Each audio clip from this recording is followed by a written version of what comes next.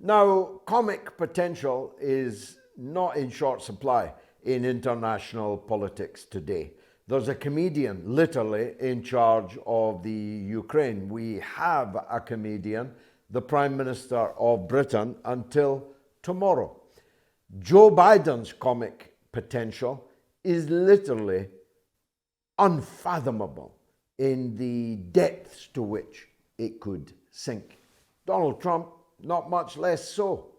So you'd think the field was wide open for one of the most brilliant comedians in America, except for the fact he is the most censored comedian in America. But that ought to make you sit up and take notice, because the book they try to ban always goes to the top of the bestseller list.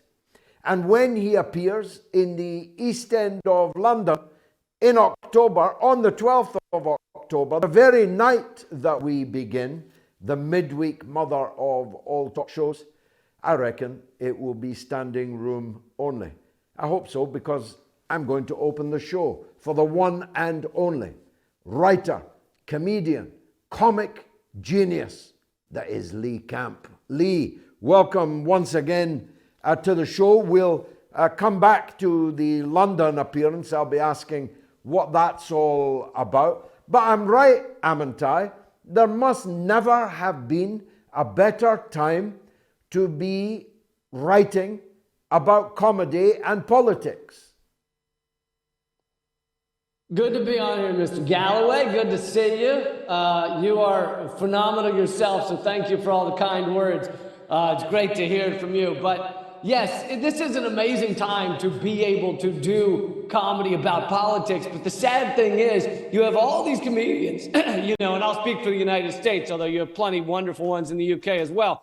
You have all these comedians, and they're on the front of every television show. They run every late night show, and they cannot even begin to truly question the core of the establishment. They'll go after this politician or that politician, but they'll never get at the heart of it. They'll never truly call America or the American empire out for our war crimes. And so you have all these comedians that worship at, the throne of George Carlin or Bill Hicks, but they don't actually do what Carlin or Hicks did, which was question the U.S. empire. They just are the comedians we have today, and some of them actually are Brits who come to the United States and get late night shows, and they will not question the actual core, the actual heart of the U.S. empire.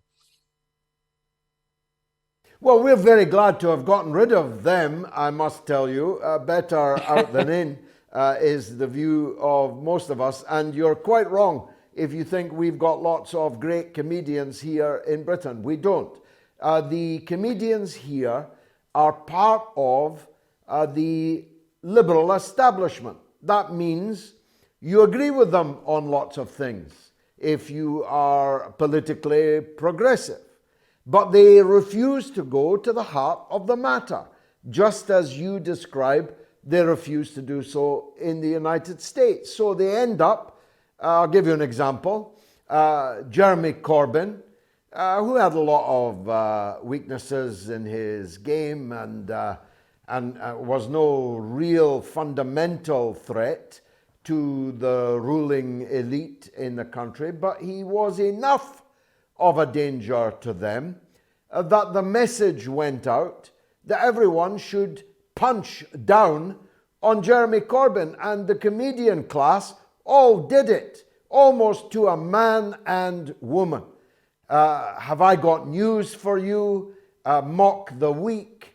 All these right-on lefty comedians that would have worshipped the likes of Carlin and Hicks, in the end, did the dirty on the only possible alternative there was that might have got to the heart of the matter. That's the problem we've got, isn't it? Yeah, and the exact same thing happened in the United States with Bernie Sanders, also with Jill Stein, who ran in the Green Party 2012 and 2016. And, that is actually topical right now because Jill Stein and the Green Party were the ones talking about canceling student debt. It was one of their big platform planks. and they were made fun of. They were mocked. The idea of canceling student debt was just ridiculous. And one of the most known comedians to do segments on how insane Jill Stein and the Green Party were was none other than John Oliver in the United States from your fine country. But now here we are. Joe Biden is talking about canceling a portion. Of course, he would never do the actual deed of canceling student debt, but canceling a portion of student debt, exactly as Green Party and Jill Stein had said. So these clowns run around just, you're right, punching down, punching at the third party, punching at the people who are outside of the main two-party, which is really one-party corporate elite. And here we are with that being the ideas that the Democrats pick up on, but then the Democrats water them down and dilute them so that they're not threatening to corporate America. The same thing was done with universal health care in the United States, which was a Green Party idea, and the Green New Deal, which was a Green Party idea in the United States. And then it was picked up by the Democrats, called the Green New Deal, but watered down. All of the military commentary was taken out of it. And basically the Democrats want to own it as their idea, but take out anything that's threatening to the true vampire parasites that actually run the show. Vampire parasites is a phrase that will live. Now tell us about the censorship to which I alluded earlier. How far has it gone, and what can we do about it, Lee? Yeah, I mean, so there was the outright, real extreme censorship, in-your-face censorship that happened to me and everyone at RT America, a few months ago, having RT America shut down due to U.S. sanctions. I know that RT UK was also shut down by sanctions in your country. But then on top of that, YouTube took the added step of banning globally my entire channel, 250,000 subscribers, thousands of videos, all banned globally, can never be viewed again. It's the digital equivalent of burning books. And in that same week, one of my podcasts was removed from Spotify. And then on top of that is the ongoing censorship that I've faced since really 2016, since Bernie Sanders came very close to winning the Democratic nomination. And since that time, my Facebook page and all my other platforms have been incredibly suppressed, shadow banned, really. I calculated it just 2 days ago, and my Facebook page, despite having 330,000 followers, a post was shown to 0.0005%. It is basically shown to no one. It's the digital equivalent of you spend 10 years building up a restaurant in a neighborhood, and then the city comes and puts a wall in front of it and says, well, the sidewalk is public territory, so we're putting a wall here and blocking it off. Sorry if that hurts your business a little bit. It just destroys the ability to reach people. So yeah, in many ways, I am the most censored comedian in America. Meanwhile, you can be racist or homophobic or all of those things and be some of the most known comedians in America, have giant Netflix specials, all this garbage. So, the idea that those are the censored comedians, those comedians are tired of being canceled, etc., while they have the biggest platforms in the world. No, it's when you go after the corporate rulers, the empire. It's when you go after the war criminals like Joe Biden, Donald Trump, Obama, Bush, all are. When you do that, that's when you really become too threatening to be allowed on these, even on the digital platforms, not to mention the television platforms. And so you're having to go back to olden times, aren't you? You're having to tramp the boards in theatres. But I suppose even there is danger of venues cancelling and so on. Yeah, actually, this was the first time I've really experienced this. We had multiple venues say they couldn't work with us because we have called to attention the actual truth behind the proxy war in Ukraine, the reality of it.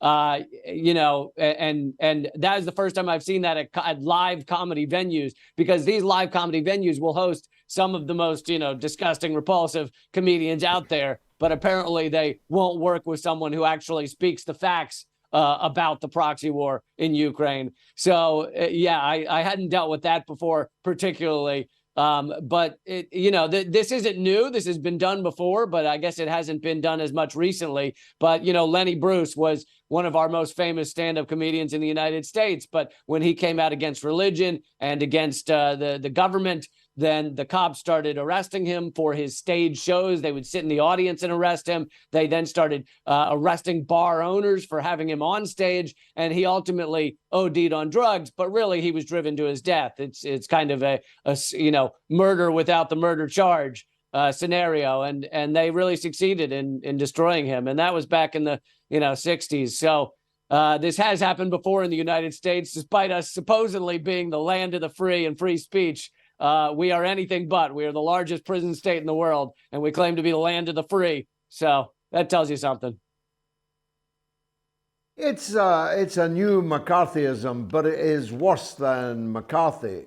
McCarthy affected civil servants. He affected Hollywood to quite a significant extent, but not the whole of the population. This new McCarthyism it's hard luck for thee and me. Very hard luck in both of our cases.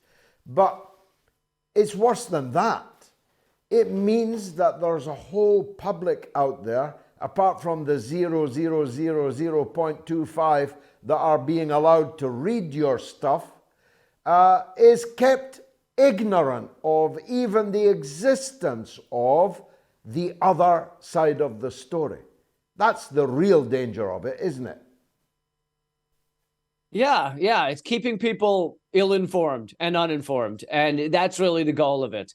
They are fine with debate. People like to say, well, what do you mean that something's an opinion, not even opinions? What do you mean a point of view is censored? I turn on the TV and I see them debating every day, two sides. It's like, those aren't the real two sides. Those two sides are within a tiny Overton window, a tiny window of allowable thought for your corporate rulers that really own this system. And, you could see people debating, but it's not a real debate. It's a debate between bombing Syria next week and bombing them this week. That's not a real debate. The real debate is, why are we at war? Why are we run by a country run by war criminals? Those type of debates are the real debate, but that is carefully purged from your public airwaves, and it keeps people really desperately ill-informed. And, that's why I'm so excited to do these live shows, and so excited that we'll get to have you on the show October 12th. Yeah, I was going to turn to that now. London is getting ready to welcome you. Tell us about that show, but also the extent to which you think that formerly two countries divided by a common language, we are actually becoming, whether we like it or not, one country, one Anglosphere. Our politics are almost the same. Our political and economic problems are almost the same. And our culture is beginning to merge also, isn't it? Yeah, absolutely. It's sickening to see. I think that part of this proxy war that the U.S. has carefully crafted in Ukraine, I'm opposed to the Russian invasion at the same time as I am adult enough to understand what pushed them to that point.